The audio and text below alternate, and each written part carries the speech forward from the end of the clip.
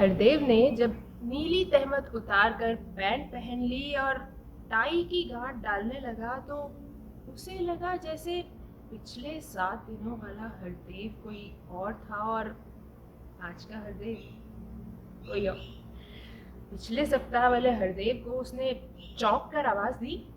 देव। देव उसने इसलिए कहा कि सारा सप्ताह ब्रह्मी उसे देव कहकर ही पुकारती रही थी।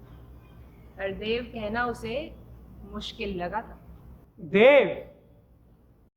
हाँ हरदेव, तू मुझसे यूं ही बिछड़ जाएगा दोस्त? शायद बिछड़ना ही पड़े। हम दोनों एक ही धरती के होकर भी एक ही धरती के आदमी नहीं लगते। मैं तेरा इतना गैर हूं। गैर? हाँ, गैर ही कह सकता हूं। मुझसे तो तू पहचाना भी नहीं जाता। अरे, वस्त्रों का रंग और उनकी बनावट इतना अंतर डाल देती है क्या? नहीं हरदेव, बात केवल वस्त्रों की नहीं। तू एक लेखक है। लेखक भी वह जिसका नाम हजारों लोगों की जुबान पर है। और मेरा नाम शायद ब्रह्मी के अलावा और कोई नहीं जानता। हरदेव को उसकी बात पर कुछ ईर्ष्या सी हुई। एक बार तो उसकी इच्छा हुई कि कहे, देव, मेरे दोस्त, तू मुझसे कहीं अधिक भाग्यशाली है। हजारों लोग मेरा नाम लेते हैं पर मुझे कभी नहीं लगा किसी को मेरी जरूरत है। तेरा नाम कोई नहीं लेता। सिर्फ पिछले सप्ताह भर ब्रह्मी ने तुझे तेरा नाम लेकर पुकारा और तुझे लगता है कि ब्रह्मी तुझे जानती है। पर सचमुच हरदेव ने कुछ कहा नहीं। इतनी उदासी क्यों हरदेव? हर शहर तेरी बाट देखता है। हर कॉलेज तुझे सम्मान देता है। कल धर्मशाला के गवर्नमेंट कॉलेज में तेरा स्वागत होना है। कितनी होगी? कॉपियों का झुरमुट तेरे चारों ओर मंडराएगा कि तू उन पे अपना नाम लिख दे। कितनी लड़कियां जब अपने दोस्तों को खत लिखेंगी तो तेरे गीत लिख लिख कर अपने हृदय की बात कहेंगी। तुझे याद नहीं, तेरा नाम सुनकर टिकट बुक करने वाले क्लर्क का चेहरा कैसे चमक उठा था? डिब्बे के बाहर तेरा नाम पढ़कर प्लेटफॉर्म पे घूमते लोग तुझे देखने के लिए जमा हो गए थे।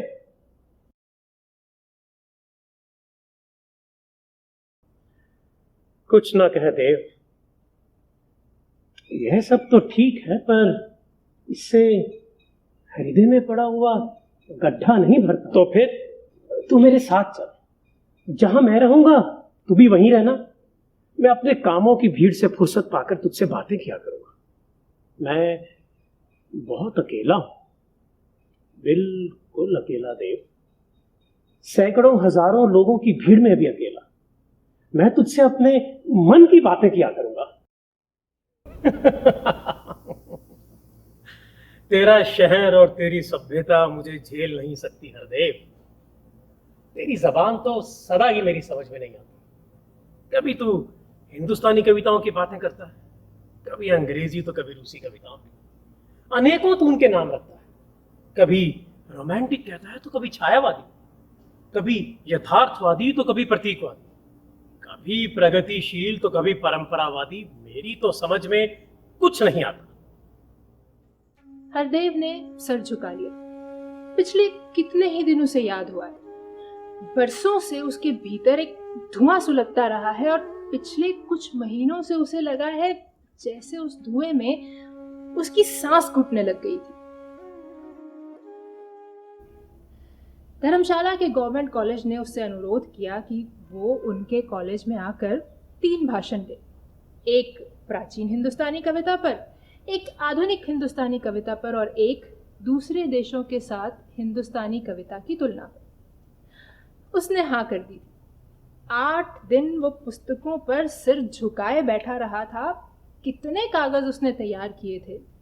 और फिर 15 दिनों के लिए समय निकालकर दिल्ली की शोरगुल से भरी सड़कों को छोड़कर वो धर्मशाला के एक खामोश कोने में आ बैठा था।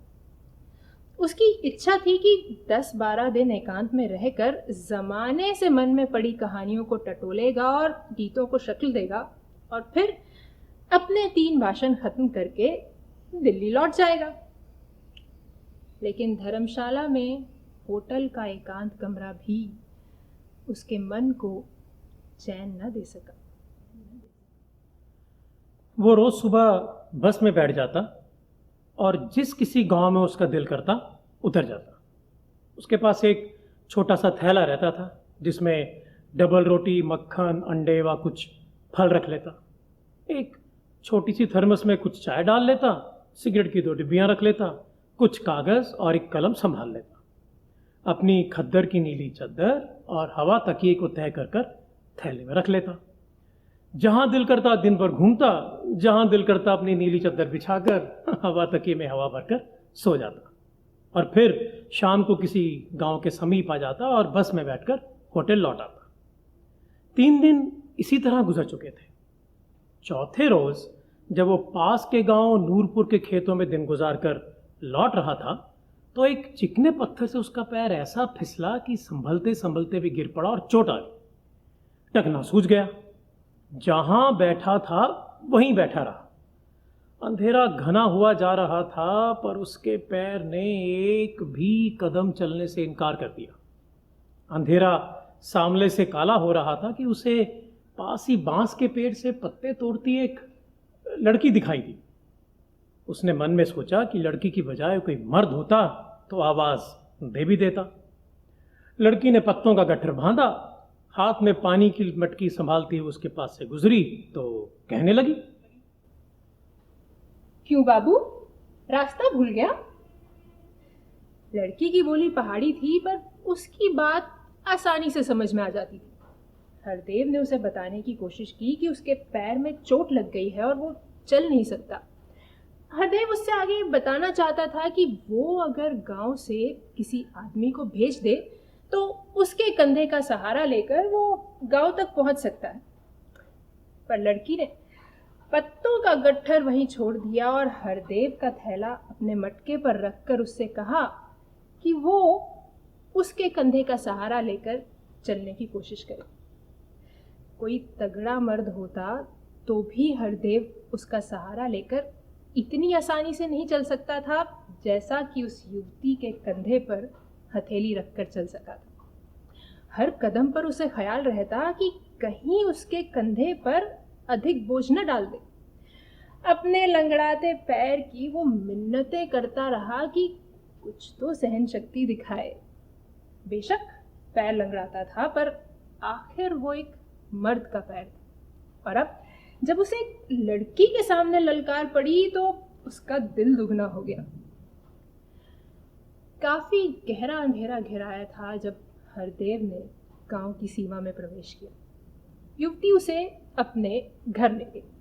मैं तुझे क्या कहकर पुकारूं? मेरा नाम ब्रह्मी है बाबू। तू मुझे बाबू क्यों कहती है? मेरा नाम हरदेव है। तेरा नाम बहुत मुश्किल है बाबू। मुश्किल है तो आसान बना ले, कह तो देव। देव? यहाँ गांव में कोई मंदिर या सराय होगा? मैं रात भर वहीं सो रहूंगा। ब्रह्मी ने कुछ नहीं कहा पर जब वो उसे दरवाजे के आगे छोड़कर घर के भीतर चली गई तो एक क्षण भी नहीं बीता था कि ब्रह्मी के बापू ने आकर उसका बाजू पकड़ लिया। फिकर की कोई बात नहीं बाबू, रात भर यहीं रहो, पैर सेकेंगे, कल तक ठीक हो जाएगा।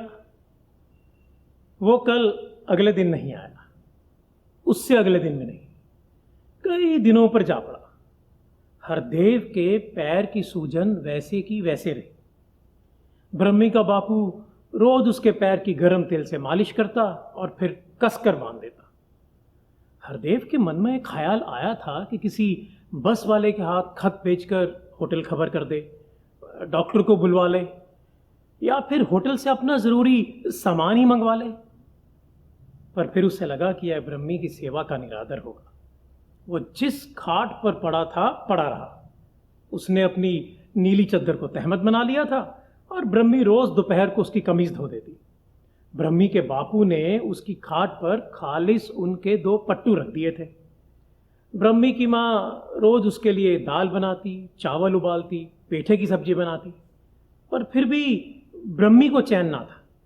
उसने अपने पड़ोसियों को धान और मक्की देकर उनसे गेहूं का थोड़ा सा आटा ले लिया था, जिसकी वो रोज पतली पतली रोटियां सेकती। 4 दिन बाद हरदेव को इतनी ताकत आ गई कि वो खाट से उठकर ब्रह्मी रोटी बनाती और हरदेव लकड़ियों को फूंक मारता। दीपावली करीब आ रही थी। ब्रह्मी की माँ अपने मिट्टी के घर को लीपने पोतने लगी। हरदेव को पहली बार गीली मिट्टी की सुगंध इतनी प्यारी महसूस हुई। उसे महसूस हुआ जैसे इसके आगे दुनिया की सब सुगंधियां तुच्छ हों। आंगन लीप कर ब्रह्मी की माँ ने गेरू घोलकर सारे आंगन में किसी के पैरों के निशान बनाने शुरू कर दिए। यह है क्या ब्रह्मी? माँ कहती है, इन्हीं निशानों पर पैर रखकर लक्ष्मी आएंगी। हरदेव का मन उसके भोले विश्वास के प्रति सम्मान से भर गया। सच ब्रह्मी, लक्ष्मी आएगी? मुझे दिखाओगी? न ब्रह्मी ने कभी लक्ष्मी आती देखी थी, न उसकी माँ ने, और न ब्रह्मी की माँ ने ही कभी देखी होगी। ब्रह्मी हंस पड़ी। लक्ष्मी भी कभी दिखाई देती है? हाँ, कभी कभी दिखाई देती है। कब? लक्ष्मी जब दिखाई देती है तो उसका नाम बदल जाता है। कभी कभी उसका नाम ब्रह्मी हो जाता है। सुनकर ब्रह्मी के मुंह पर जो झेप आई और उसका चेहरा जिस तरह सुलग उठा, हरदेव को लगा उसने संसार भर के चित्रकारों की कला देखी है, पर ऐसा पवित्र रूप कहीं नहीं देखा। ब्रह्मी के बापू ने अपने बाबू के स्वागत के लिए शहर से डबल रोटी और अंडे मंगवाए। हरदेव मिन्नतें करता रहा कि अब उसे मक्के की रोटी और उबले चावलों से बढ़कर कुछ अच्छा नहीं लगता, पर ब्रह्मी को और उसके परिवार वालों को अपनी मेहमान नवाजी काफी नहीं लग रही। ब्रह्मी ने आग जलाई। हरदेव ने तवा रखकर उसे अंडे बनाने बताया। ब्रह्मी चाय बना रही थी कि लकड़ियां बुझ जाती। हरदेव ने कितनी फूंके मारी, पर धुआं घना हुआ जा रहा था। ब्रह्मी ने एक जोर की फूंक लगाई कि धुएं के बादलों में से एक लौ निकली, जिसमें चूल्हे के पास झुकी हुई ब्रह्मी का मुंह चमक उठा। यह पहली बार था जब हरदेव को लगा कि बरसों से उसके मन में जो धुआं सुलग रहा है, आज किसी ने ऐसी फूंक लगाई थी कि उसमें से रोशनी की सुर्ख लाट निकल पड़ी थी, जिसमें ब्रह्मी का मुंह चमक उठा था। ब्रह्मी कोई साधारण लड़की नहीं थी, मनुष्य का पवित्र प्यार थी। अगले दिन ब्रह्मी ने एक अजीब बात की। उसने हरदेव से पूछा, देव बाबू, तुमने कहा था कि लक्ष्मी जब दिखाई देती है उनका नाम बदल जाता है। हाँ। तो क्या कभी कभी लक्ष्मी मर्द भी बन जाती है? ये पहली बार थी जब हरदेव के पास उसकी बात का कोई उत्तर नहीं था। वो ब्रह्मी की मुंह की ओर देखता रह गया। ब्रह्मी बड़े चाव से हरदेव के हवा तकिए में फूंक लगाती, और जब वो भर जाता तो हरदेव उससे ऐसे मुंह लगा लेता जैसे गोया उसमें से ब्रह्मी की सांस आ रही हो।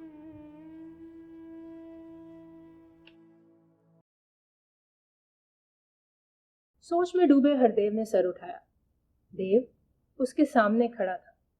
हरदेव ने अपनी गरम स्लेटी पैंट पहन रखी थी और देव ने अपनी कमर के गिर्द नीली तहमत बांध रखी। देव, हाँ दोस्त, तू मेरे साथ नहीं चलेगा? मेरे लिए अब कहीं कोई जगह नहीं हरदेव, मैं यहीं रहूंगा। यहां? ब्रह्मी के घर? क्या करेगा यहां? ब्रह्मी रोज जंगल में अकेली चश्मे से पानी लेने जाती है, मैं उसके साथ जाया करूँ। वो खेतों में जाकर धान काटती है, मैं उसका गट्ठर उठाया करूँ। वो चूल्हे के आगे बैठ के रोटियां सेकती है तो मैं आग जलाया करूँगा। वह कुछ दिन के बाद ससुराल चली जाएगी, मैं उसकी डोली के साथ जाऊंगा। वो नया घर बनाएगी, मैं उसे सजाया करूंगा। पर देव, तेरा उसके साथ रिश्ता क्या होगा? यही तो दुनिया वालों की बुरी आदत है कि वो आदमी का आदमी के साथ रिश्ता जानना चाहते हैं। आदमी को बाद में देखते हो और रिश्ते को पहले। क्या औरत का मुंह औरत का नहीं होता? क्या जरूर मां का मुंह होना चाहिए? बहन, बेटी या बीवी का मुंह होना चाहिए? औरत का मुंह औरत का क्यों नहीं हो सकता? तू ठीक कहता है देव, मेरे पास इसका कोई उत्तर नहीं। कम से कम तुझे सवाल नहीं पूछना चाहिए था। मैं कुछ नहीं पूछता देव। और आज तूने अपने इस हवा तकिए को खाली नहीं किया हरदेव, इसे ब्रह्मी ने अपने हाथों से भरा है।